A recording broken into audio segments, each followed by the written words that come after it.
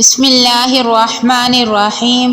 السلام علیکم ورحمۃ اللہ وبرکاتہ۔ حضرت اسامہ بن زید رضی اللہ تعالیٰ عنہ سے روایت ہے کہ رسول اللہ صلی اللہ علیہ وآلہ وسلم نے ارشاد فرمایا، میں جنت کے دروازہ پر کھڑا ہوا تو اس میں اکثر داخل ہونے والے مساکین تھے اور مال و عظمت والوں کو روک دیا گیا، البتہ دوزخ والوں کے لیے دوزخ میں داخل ہونے کا حکم دیا گیا، اور میں جہنم کے دروازے پر کھڑا ہوا تو اس میں اکثر داخل ہونے والی عورتیں تھیں۔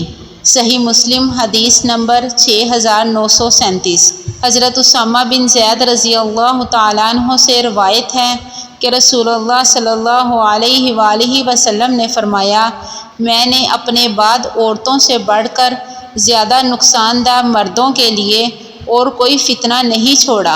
صحیح مسلم حدیث نمبر 6945۔ حضرت ابو ہریرہ رضی اللہ تعالیٰ عنہ سے روایت ہے کہ نبی صلی اللہ علیہ وآلہ وسلم نے فرمایا، تمہاری یہ آگ جس کو ابن آدم جلاتا ہے، جہنم کی گرمی کے 70 حصوں میں سے ایک حصہ ہے۔ صحابہ اکرام نے عرض کیا، اے اللہ کے رسول، کیا یہی دنیا کی آگ کافی نہیں تھی؟ آپ صلی اللہ علیہ وآلہ وسلم نے فرمایا، اس سے 69 حصے گرمی کے جہنم میں گرمی زیادہ ہے، ہر حصے میں اتنی ہی گرمی ہے۔ صحیح مسلم حدیث نمبر 7165۔